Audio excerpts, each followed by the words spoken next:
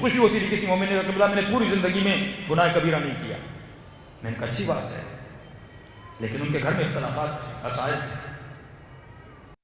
جو انسان گناہ کبیرہ نہیں کرتا، گناہ صغیرہ نہیں کرتا، شیطان کو پتا ہے اس کو کس طرح گناہ کرنا ہے، اس کو ایک طاعت سے دوسری طاعت کی طرف لے جائے گا.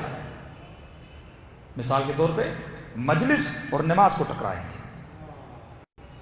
مجلس بھی طاعت ہے، نماز بھی طاعت ہے، عبادت ہے، کا دونوں کو ٹکراؤ. اور مولا فرماتے ہیں مومن وہ ہے جو امپورٹنٹ اور موسٹ امپورٹنٹ کے فرق کو سمجھے. میں نے اس دن مثال دی تھی نا آپ کو کہ آپ کو ریگولر عادت ہے صبح کی نماز کے بعد مثال کے طور پر ایک جز قرآن پڑھنے کی، یا زیارت عاشورہ پڑھنے کی، یا ہر نماز کے بعد جو آپ اوراد کرتے ہیں، اذکار کرتے ہیں، آپ کو ایک عادت بن جاتی ہے. اور جب تک وہ ورد ختم نہ ہو آپ مصلی سے اٹھتے نہیں، یہ آپ کی عادت بن جاتی ہے. مختلف لوگوں کی بیوی آئے، بچے آئے، بابا کام ہے، یہ ہو گیا، آپ کو نہیں، جب تک ختم نہ ہو میں نہیں اٹھوں گا. یہ عادت بن جاتی ہے نا، یہ طاعت ہے.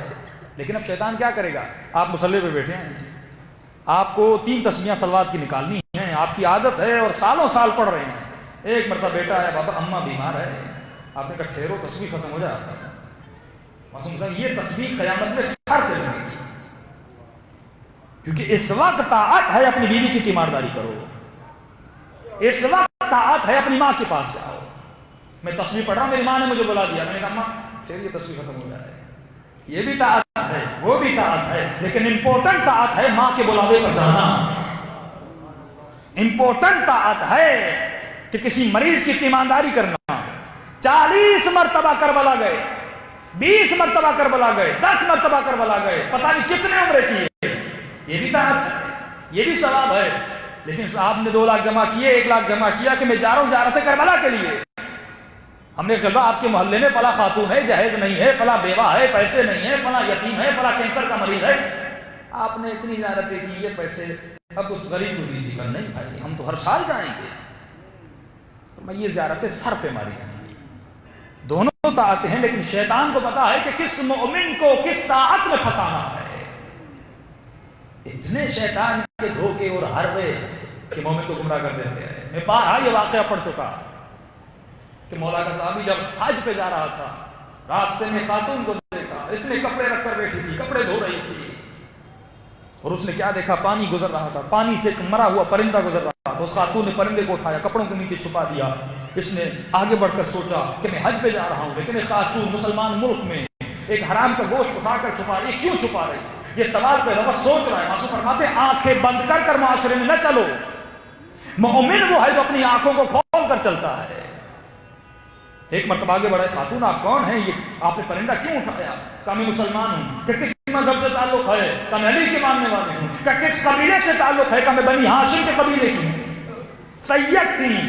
کہ میرا شوہر مر گیا. کہ یہ پرندہ کیوں اٹھا کے جا رہی ہیں؟ تو میں روز گھر جاتی، میرے بچے رو کر پوچھتے اماں گھر میں کھانے کے لیے گوشت طلب کرتے ہیں. میں ماں ہوں، ماں کا دل نرم ہوتا ہے. میں نے پرندہ اٹھایا، گھر لے جاؤں، پکا کر اپنے بچوں کو کھلاؤں. ایک مرتبہ کہتے ہیں اللہ اکبر، تو حج پہ جا رہا ہے، لیکن ایک خاتون پیسوں کے نہ ہونے کی وجہ سے حرام میں مبتلا ہو رہی ہے.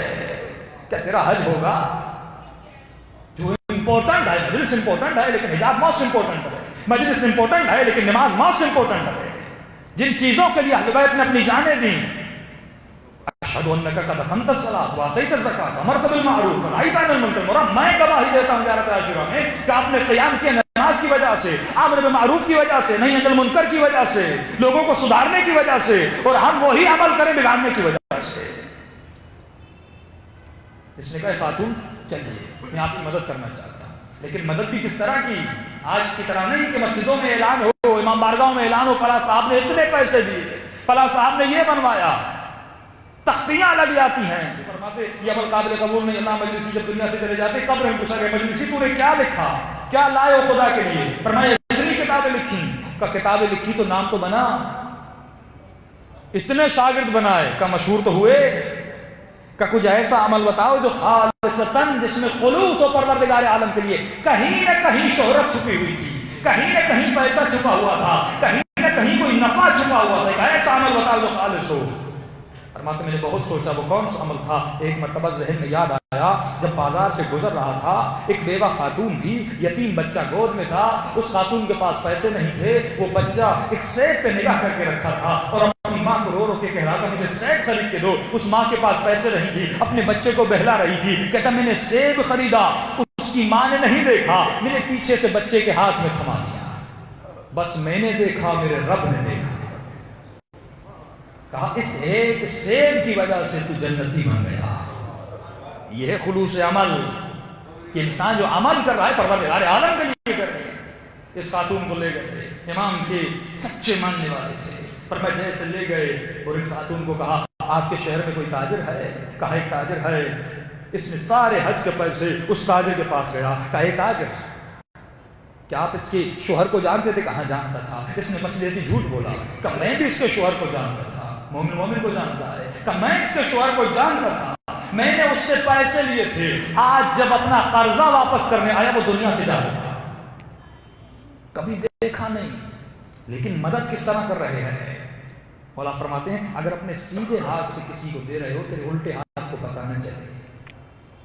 کسی مومن کی مدد کرو, اس طرح کرو. رات کے اندھیروں میں کوئی ایسا معصوم نہیں جس کو جب غسل دیا جا رہا تھا تو ہر معصوم نے گریہ کیا, مولا کی پیٹھ پر کالے نشان ہوا کرتے تھے.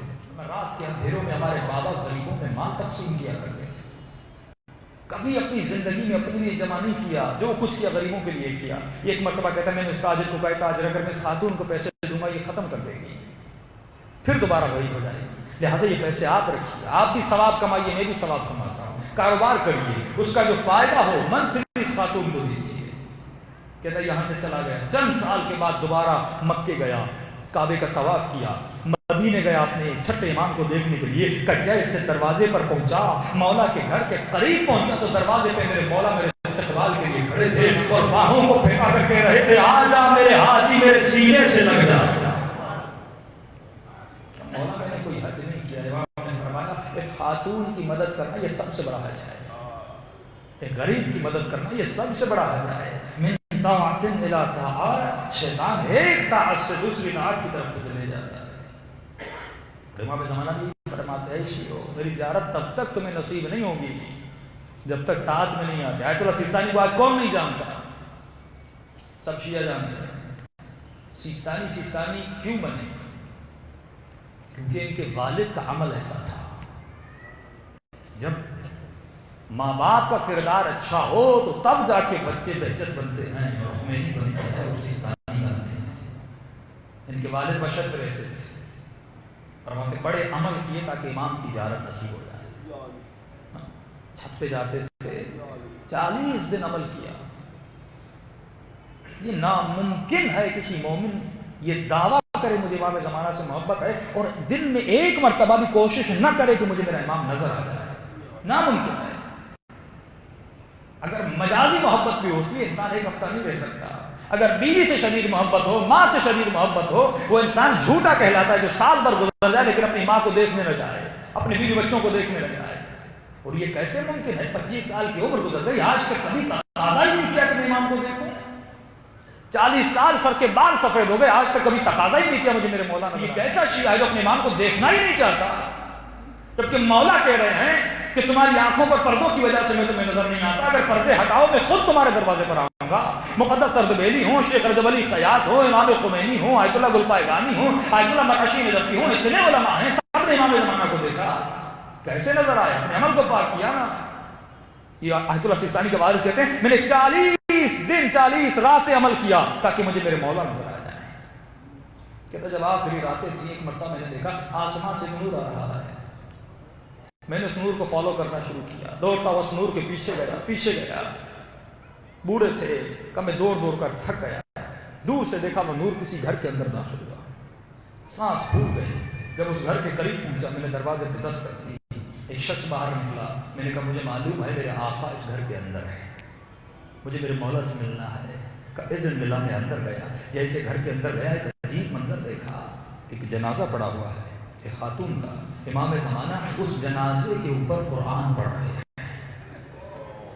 کیا مقام ہے اس خاتون کا کہ وقت کا امام قرآن پڑھے, وقت کا امام تلقین پڑھے, وقت کا امام دعا کرے تو شک ہی نہیں کہ خاتون جنتی ہے. ایک مرتبہ امام نے آیت اللہ سیستانی کے والد کو دیکھا.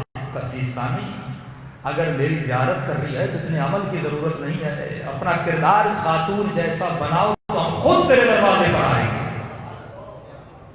ایک مرتبہ پریشان کر پوچھا مولا اس خاتون کا عمل کیا تھا کہ جس کے گھر میں جس کے جنازے پر آپ تلقین پڑھنے آئے ہیں، امام نے فرمایا اس خاتون کا عمل بہت بڑا تھا، اس نے ایسی مثالی اطاعت کی کہ ہم اس کے جنازے میں اس کے اوپر آئے ہیں۔ تو مولا ایسا کیا کیا؟ بختیار کا زمانہ، شاہ کے والد کا زمانہ تھا، شاہ نے اس زمانے میں حجاب پر پابندی ڈالی تھی کہ جو خاتون چادر پہن کر باہر نکلے گی ان کو 35 کوڑے لگیں گے۔ سب کو کہا گیا تھا کہ اسکرٹ پہن کر اور بد حجاب ہو کر معاشرے میں آئے۔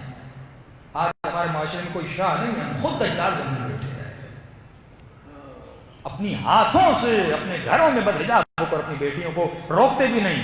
یہ غیرت کیوں مر جاتی ہے؟ لقمہ حرام کا اثر ہے نا انسان کے دلوں میں۔ ایک مرتبہ کہا کہ شاہ نے پابندی ڈالی تھی 35 کوڑے لگیں گے، یہ خاتون اگر گھر سے باہر نکلتی اسے کوڑے لگتے۔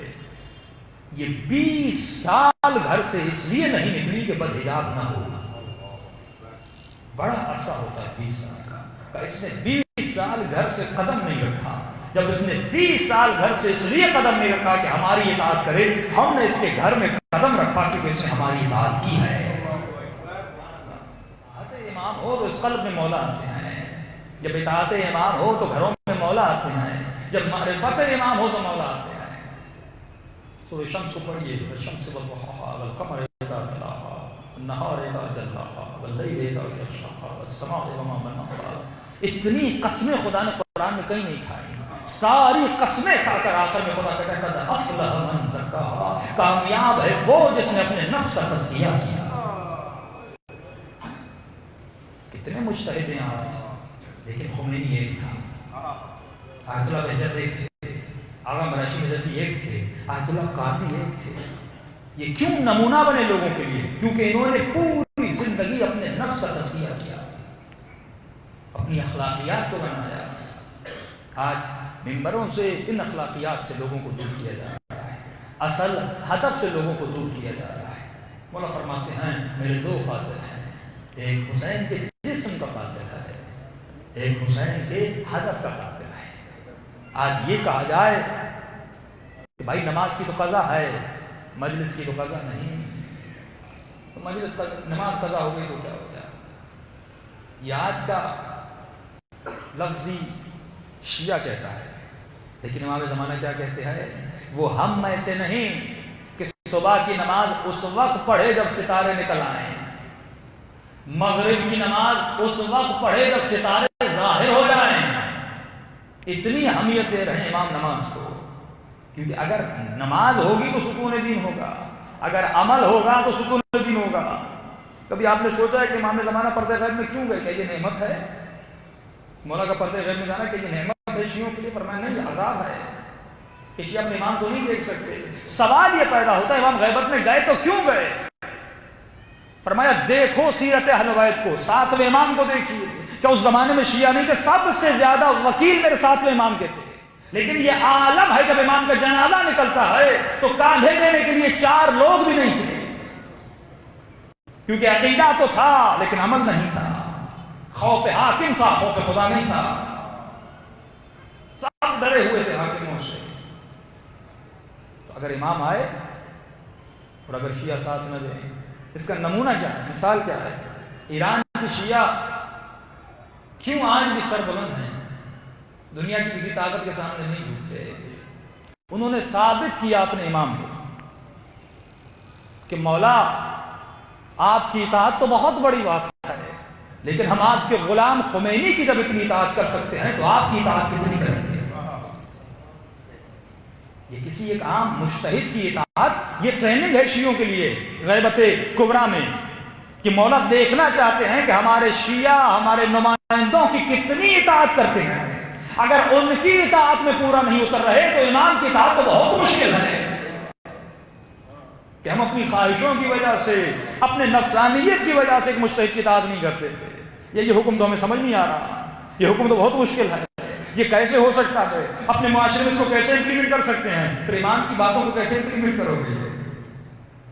یہ ایک ٹرائل ورژن ہے شیعوں کے لیے، جس طرح ایک ونڈو کا ٹرائل ورژن آتا ہے، اسے یوز کرو، جب وہ کامیاب ہو جاتی ہے پھر اصلی ونڈو آتی ہے۔ مراجع ٹرائل ورژن ہے اطاعت کے لیے، کہ جو انسان ایک عام سے عالم کی اطاعت نہیں کر سکتا تو وہ عالم آل محمد کی اطاعت کیسے کرے گا؟ بڑی مشکل ہے امام زمانہ کی اطاعت کہ مولا فرماتے ہیں بچے قربان کرنے پڑیں گے، جان قربان کرنی پڑے گی۔ واقعہ جب ایران کے 8 سالہ جنگ کو دیکھتے ہیں تو انسان رہ جاتا ہے۔